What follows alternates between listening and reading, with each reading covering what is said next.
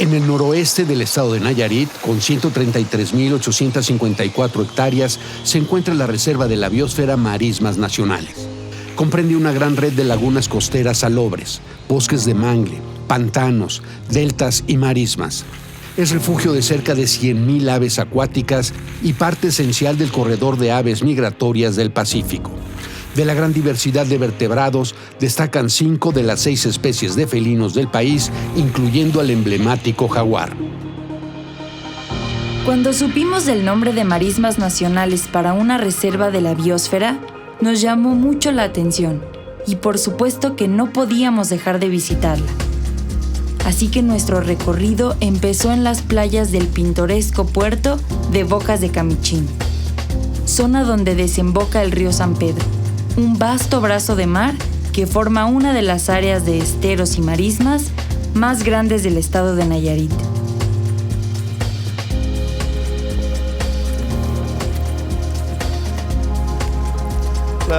Hola, buenos días. Buenos días. Anaí García, mucho gusto. Sara. Bienvenidos a la entrada de la reserva, la entrada sur de la Reserva de la Biosfera Marismas Nacional Nayarit. Acompáñenos a conocer. Gracias. Nos dirigimos al embarcadero de Bocas, donde nos encontramos con el biólogo Víctor Hugo Vázquez Morán, actual director de la Reserva de la Biosfera Marismas Nacionales. Lo saludamos y nos da la bienvenida a la reserva.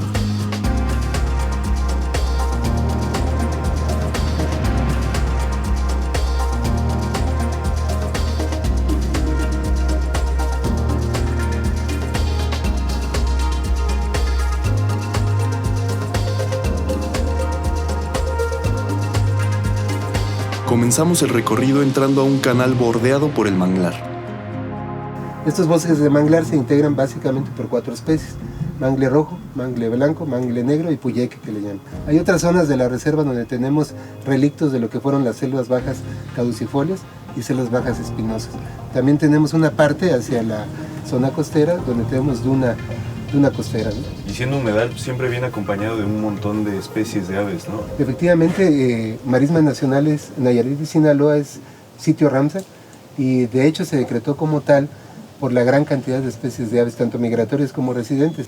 Y además de aves, ¿qué otras especies encontramos?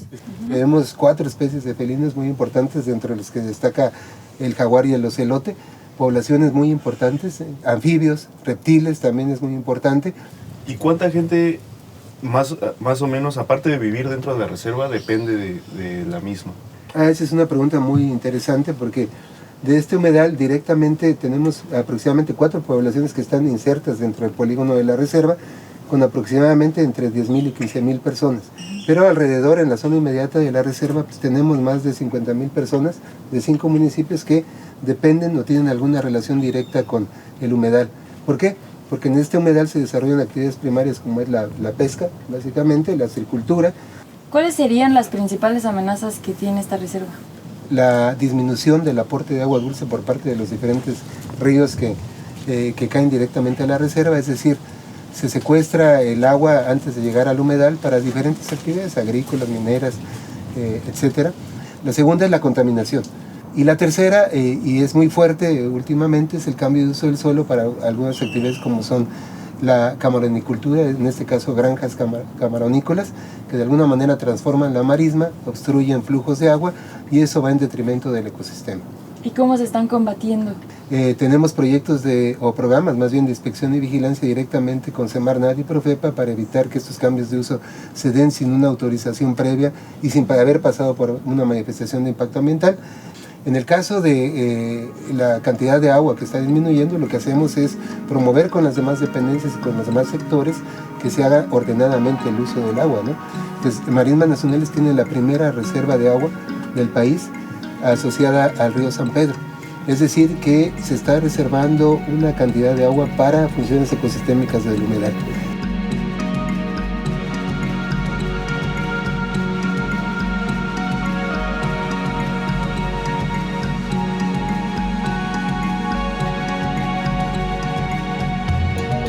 Luego de pasar los canales de manglar, bajamos de la lancha para subir a una torre de observación que utilizan los miembros de la CONAM.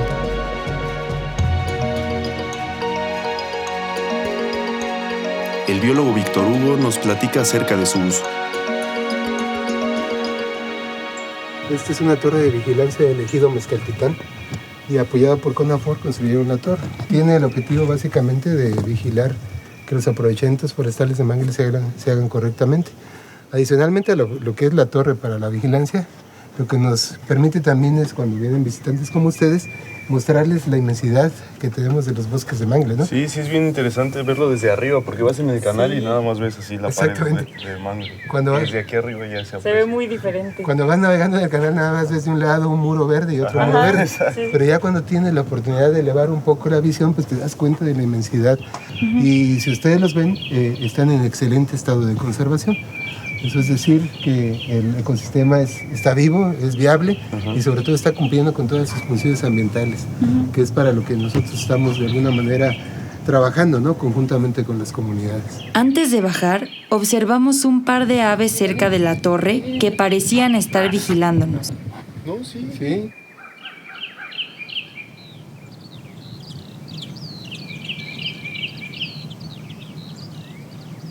Bajamos de la torre y seguimos el recorrido en la lancha. El personal de la CONAMP nos hace notar la gran cantidad de aves reunidas en un sitio. Así es que paramos la lancha en una elevación o banco de arena y bajamos para observarlas mejor.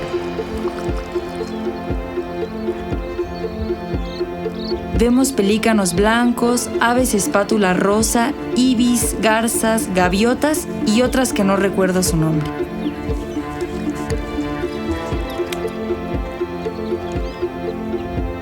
Llegamos a la isla de Mezcaltitán. Isla colorida rodeada de barcos, vegetación y pelícanos descansando en los alrededores.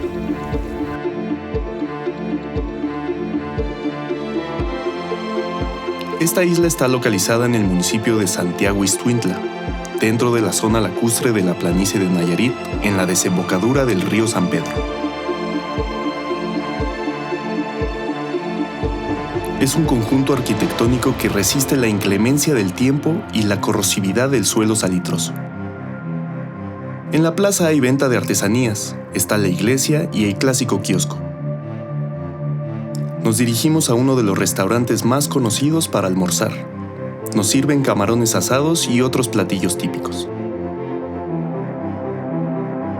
Esta isla entre redonda y ovalada de 400 casas se supone que es la mítica Aztlán, patria primitiva de los antiguos mexicanos, que por supuesto nos da curiosidad por saber más de esta leyenda. Nos vemos con el encargado del Museo de Sitio de la isla, el señor Miguel Estrada Calderón, quien nos habla acerca de la isla como supuesto origen de la mexicanidad. Y lo bueno de aquí de la historia es de que de aquí parten las 7 tribus nahuatlacas a fundar nuestra Ciudad de México actual, la Gran Tenochtitlán que le llamaban en ese tiempo. ¿Cómo saben esto? De acuerdo, está todo sustentado al Códice Buturino. Y este símbolo que es como una cigüeña encima de una serpiente, lo hemos visto varias veces aquí en la isla. Ese símbolo lo conocemos como el símbolo de la mexicanidad, que es una águila garza devorando un reptil marino. Su nombre científico es ibis blanca. Okay. Ese símbolo fue el que ellos dejaron esculpido en piedra como testimonio de que ellos vieron por primera vez aquí la señal del dios Huitzilopochtli, que era encontrar una águila garza, una águila devorando una serpiente en medio de la isla. Recorremos un poco más de esta pintoresca, pero algo descuidada isla, que incluso llegó a ser considerada pueblo mágico, pero en algún momento, por ese mismo descuido, perdieron el reconocimiento. Ahora los pobladores están decididos a obtener de nuevo esta mención en pro del turismo que los visita. Pero sin duda valió la pena visitar esta mítica y legendaria isla de Mezcaltitán.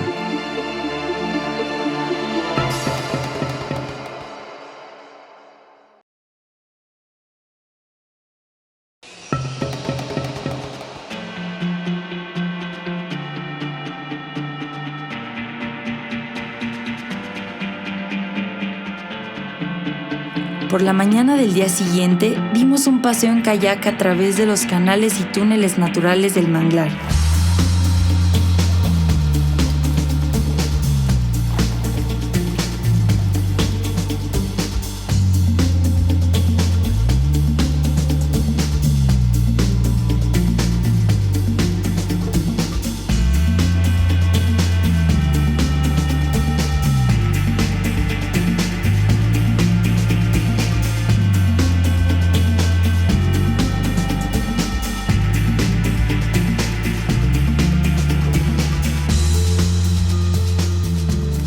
Imagínate cuántos kilómetros son estos canales.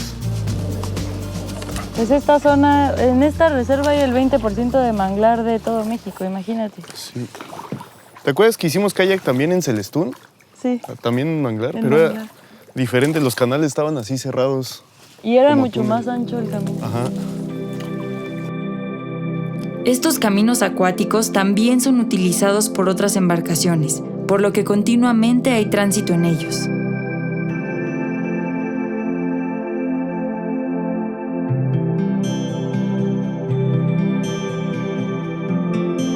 Después del paseo en kayak, nos vemos de nuevo con el director de la reserva, el biólogo Víctor Vázquez y otro grupo de sus colaboradores.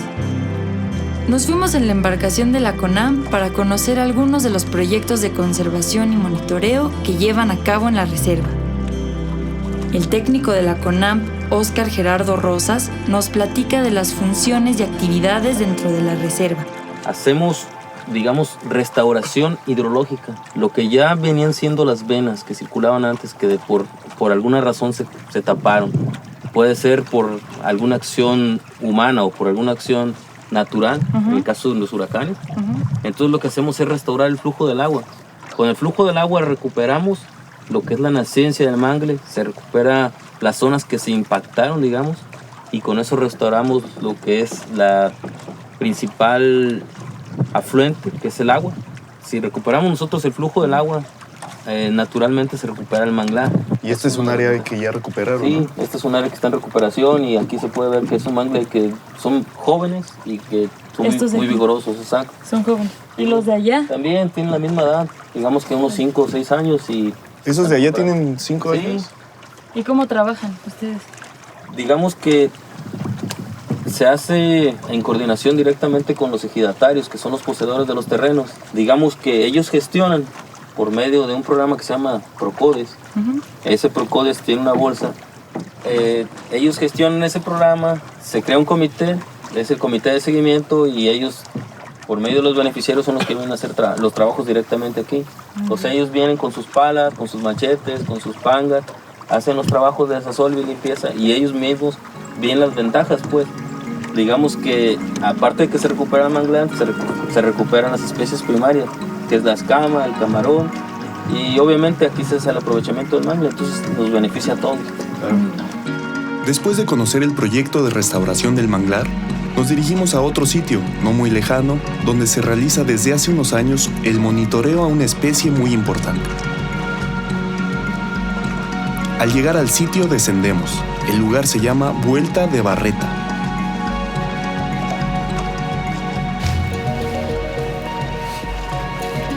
Entonces aquí la idea es que podríamos encontrar una huella del jaguar.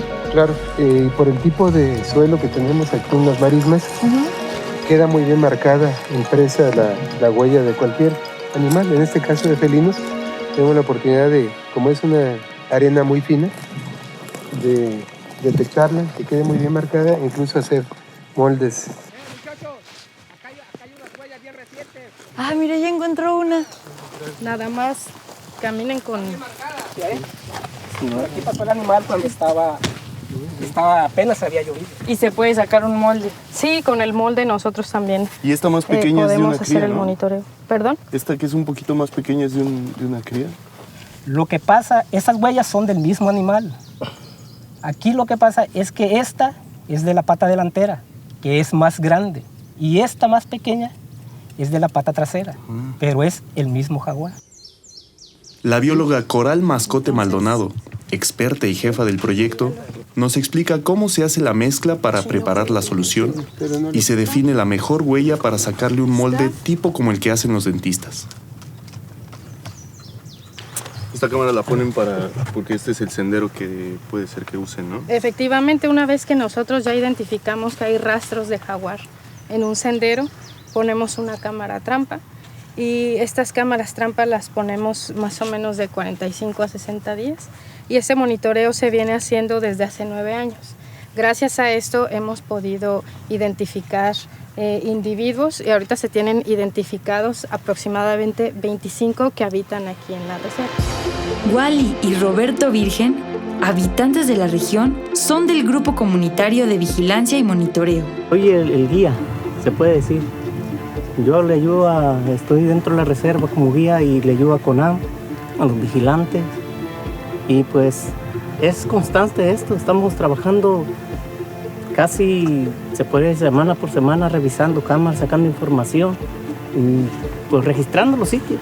Y tú has tenido la fortuna de verlos, ¿no? Sí, gracias a Dios que sí, 2 veces. Una fue aquí y otra fue sobre el estero nadando. ¿Nadando el jaguar? Nadando el jaguar. Y lo filmó. Y qué fortuna. hay evidencias y no fue... Se creyó porque le enseñé la evidencia. Nadando el gato, 4 segundos, pero muy bonito. Sí, Claro. Sí, imagino. una experiencia muy buena. ¿Y ustedes cómo se sienten como habitantes colaborando aquí con la reserva?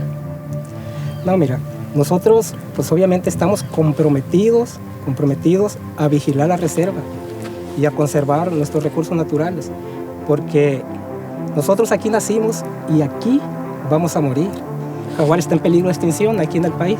Entonces no podemos pasar a la historia como la generación que no los cuidó, que nos recuerden como la generación que sí estuvimos, les echamos todos los kilos, todas las ganas en cuidar este felino. Pues qué bonito oírlo hablar así.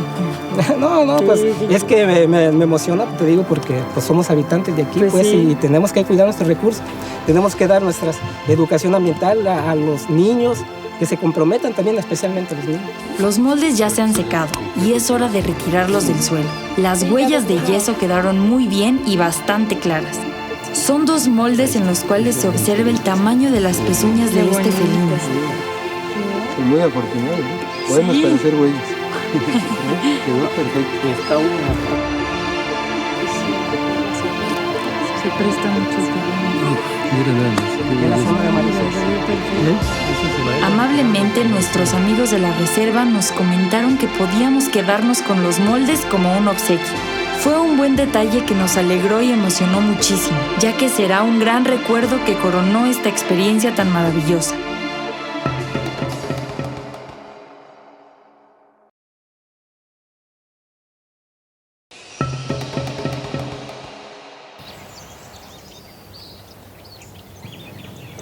Luego de pasar la noche en una encantadora cabaña rústica frente a una bella vista de las marismas, nos vamos temprano al embarcadero Bocas de Camichín para encontrarnos con Roberto Mata Rentería, Esa es la lancha. prestador de servicios turísticos, representante de la empresa Excursiones Mata.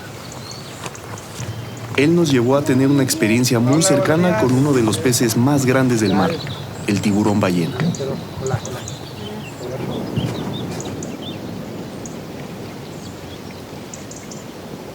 Aquí vienen 2 bedolitos. Sí, mira lo que te comentaba, ¿no? De que estén los tiburones ballena aquí tienen que ver con las aportaciones que nos da la reserva de la biosfera, marismas nacionales. Todos esos nutrientes que nos arroja el mar es justamente lo que el tiburón ballena aquí está comiendo. Si ves un agua un poco más clara de aquel lado y aquí es un poco más turbia. Y no es turbia porque esté sucia, sino simplemente que tiene más alimento y es la coloración natural del agua. Entonces aparte es como una línea de espuma, ¿no? Exactamente, es donde chocan las 2 corrientes, entonces todo el alimento sube y es donde está el tiburón. Muestra de que esa aportación es de la reserva, ahí está un propágulo de mangle rojo. Entonces eso, pues, ¿de dónde viene? De la reserva. Entonces aquí está la comida, básicamente. Nosotros, gracias a CONAM, hemos tenido varios intercambios de experiencias, principalmente a Baja California. Entonces, en una capacitación se llamó CAPAM, a través del proyecto Biomar, nos fuimos a Bahía de Los Ángeles, nos capacitamos y montamos un proyecto de monitoreo de tiburón ballena en Nayarit. Eso nos ha dado que tenemos tiburones, por ejemplo, que vienen de Bahía de Los Ángeles. Recorren toda esa distancia. ¿Y cómo los identificamos? cómo lo identificamos? Si viste todas las manchitas que tienen, pues el tiburón ballena del lado izquierdo, su quinta branquia y su aleta pectoral, a la altura de eso tomamos una fotografía. Entonces, esa partecita es la que nos interesa. Y ya en la computadora, por un software que compara distancia entre punto y punto, nos da su ID, ¿no? Entonces, eso nos ayuda a saber nuestra población, pues cómo está. Si están lastimados, si la presión turística ha cambiado sus lugares de distribución, ver si están regresando a la zona, por qué ya no regresan, por ejemplo, es lo que podríamos después ver, ¿no? ¿Qué actividades se podrían hacer dentro de la reserva que afectaran aquí?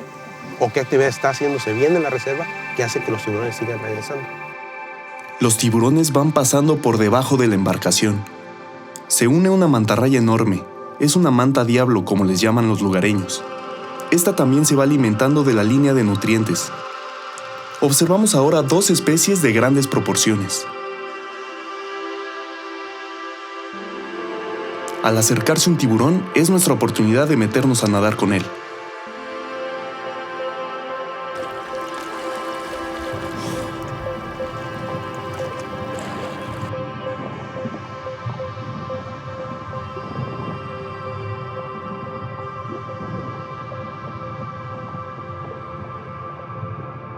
Nos tiramos al agua junto con Roberto, que es un guía certificado para estar con nosotros. Norma obligatoria para estas actividades según lo establecido en el programa de manejo de la reserva.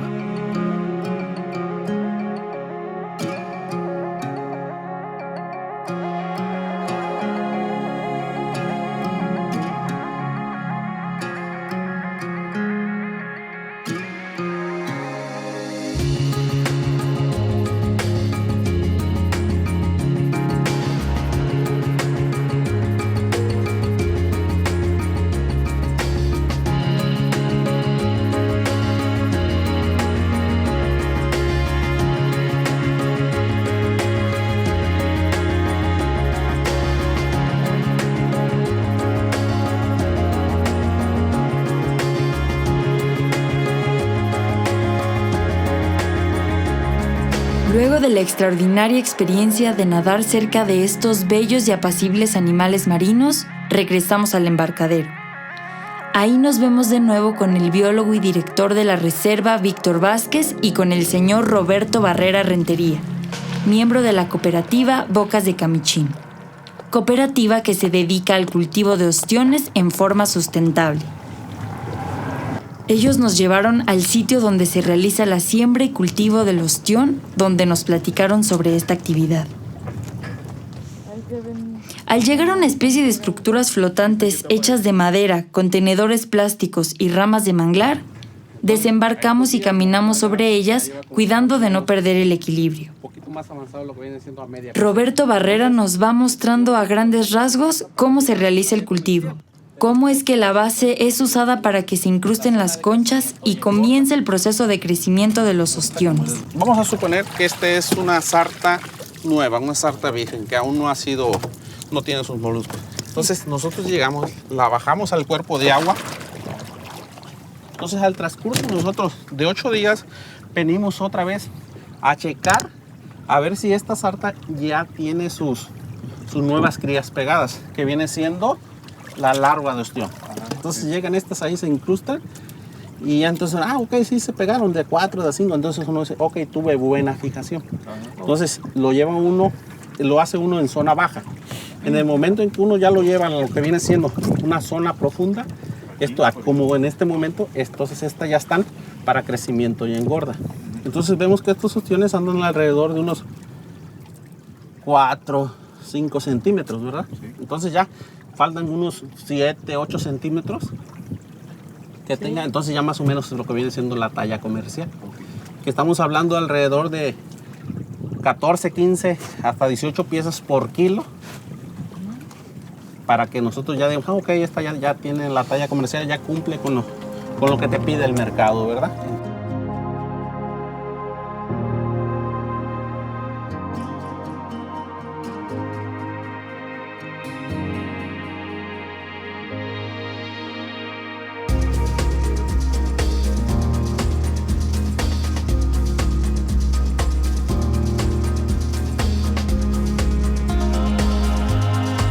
Después de aprender un poquito sobre el ostrocultivo, por supuesto que se nos antojó degustar este delicioso fruto del mar.